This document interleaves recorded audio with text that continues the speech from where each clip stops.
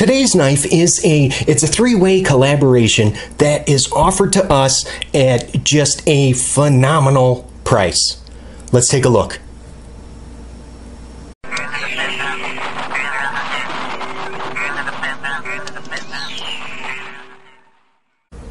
Hey, I'm Jay, and if you're looking to buy a knife and you need to see what it's like first before you drop your hard-earned money on it, here's what you got to do. Click on subscribe so I can help you, and remember to click that bell notification so you don't miss a thing.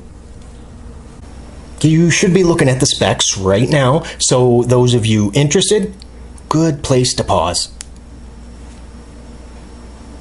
This is the Massdrop distributed, We Knives manufactured Ferrum Forge Gent. And now those of you that are running really short on time, let me just say this. Fantastic knife. I love it at an even better price. You remember when Kershaw came out with the Link and Dividend and M390 for 80 bucks? Yeah. This is that kind of a deal. So as usual, we will first look at what I like about this, and then we will get into some of the potential deal breakers that I see.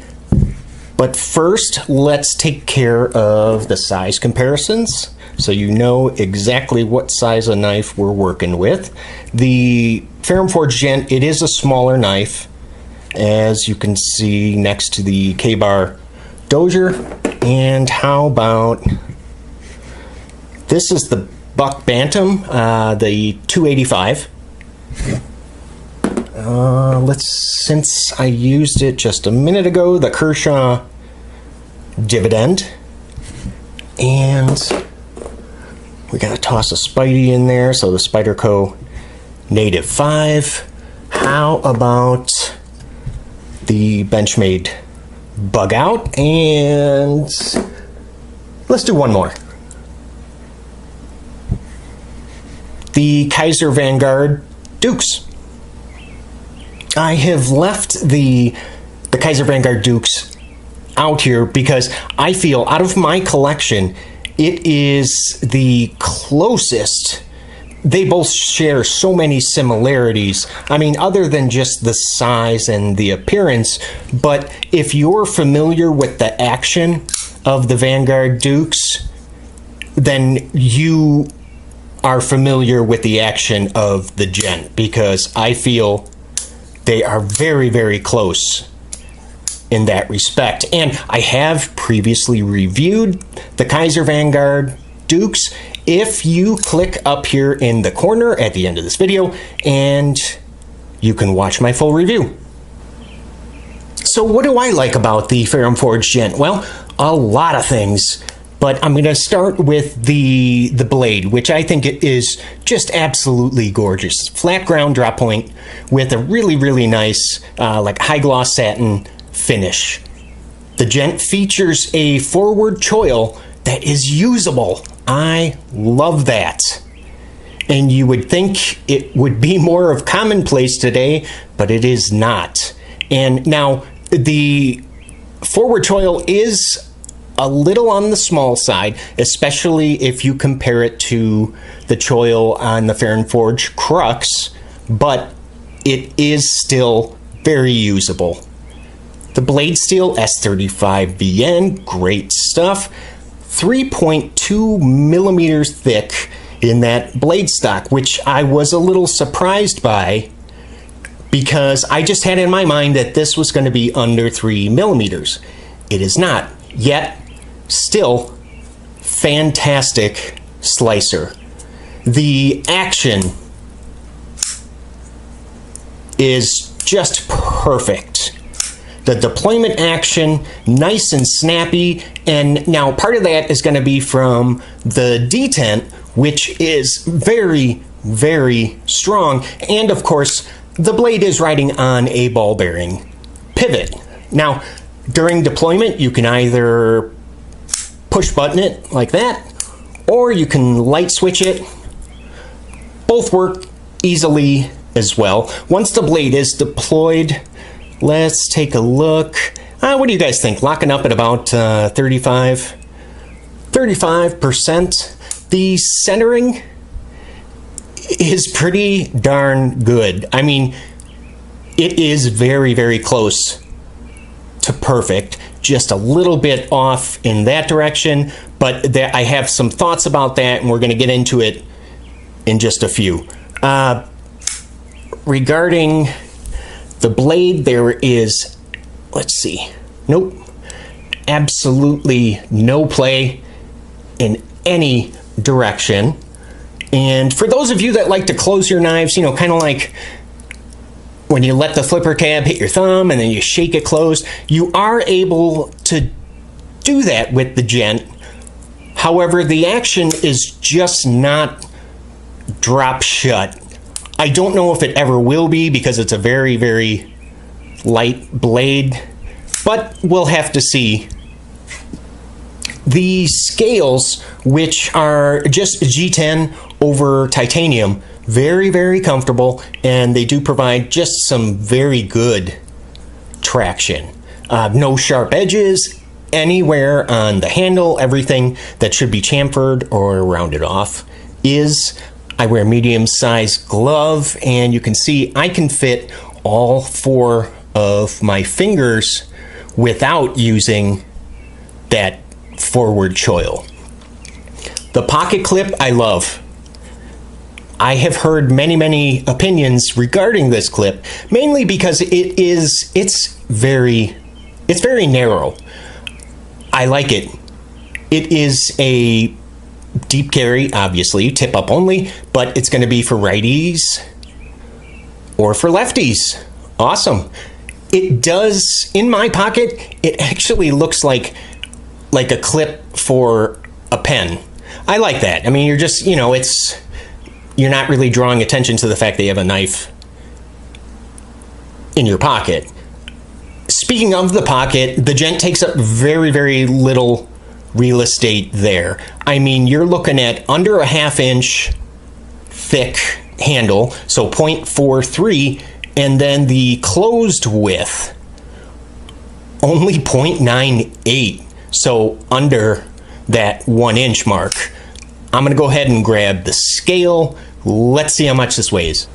Now, before we go ahead and throw this up on the scale, I just want to impress upon you how thin the handle on the Gent actually is. So if you take about 6 US quarters, that is going to be just about the same handle thickness. Let's throw her on there and take a look. Very good, 2.4 ounces, which is just fantastic.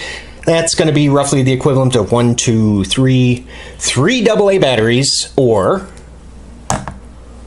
1 buck Bantam 285, or even 1 K-bar Dozier. Now, once you purchase your very own Gent, you can expect to receive this very nice pouch, which with a very, very soft polishing cloth. And lastly, to round out the section of likes, is the price. Guess, no, I'm not going to guess. $80. 80 bucks. Which $80 can get you 1 Kershaw dividend in M390.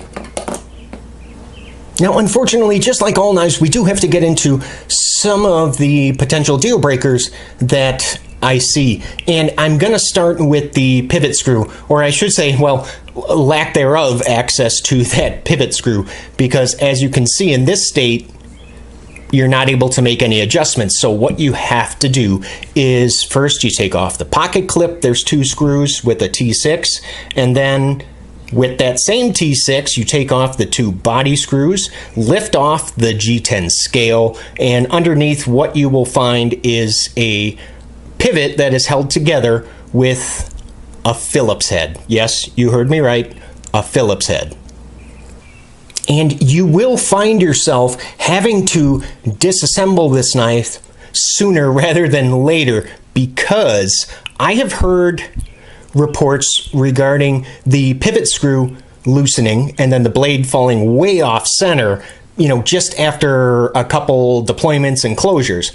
And sure enough, this exact same thing happened to mine. So what I did was I had to go ahead and take it apart and Loctite the pivot, which I don't like using Loctite on the pivot because, you know, if you're a little messy with it, it just has a tendency to kind of gum up the works, and I don't like to use it on the pivot screws. Now, the Torx, the two T6 screws for the body, mine were actually kind of difficult to unscrew.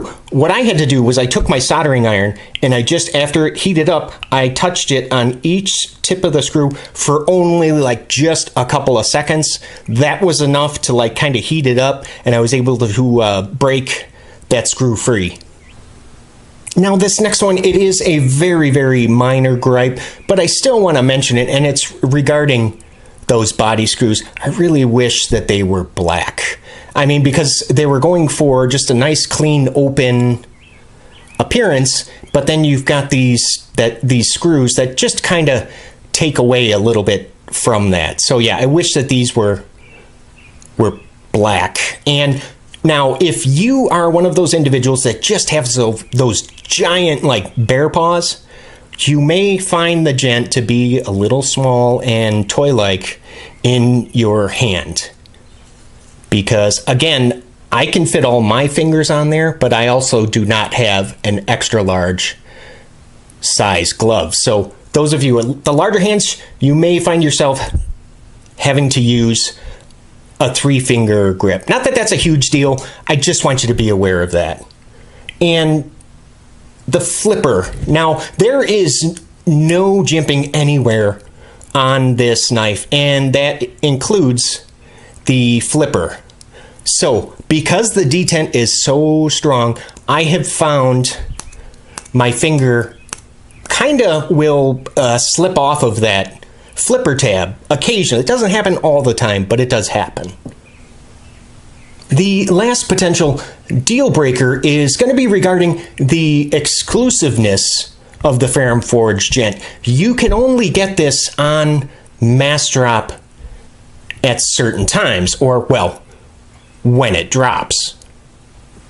Because I really do try to, you know, not do reviews for discontinued knives. You know, I want to be able to show you a knife, and if there's a link for it, I'll give you that. But I like to show knives that other people can just go out and obtain for themselves.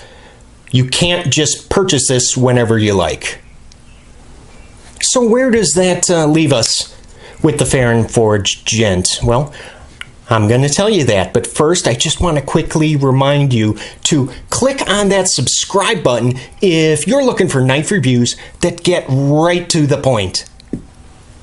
This is a great knife at an even greater price. I mean, you're getting S35 VN blade steel, ball bearing pivot, just some incredible action, and all that for $80.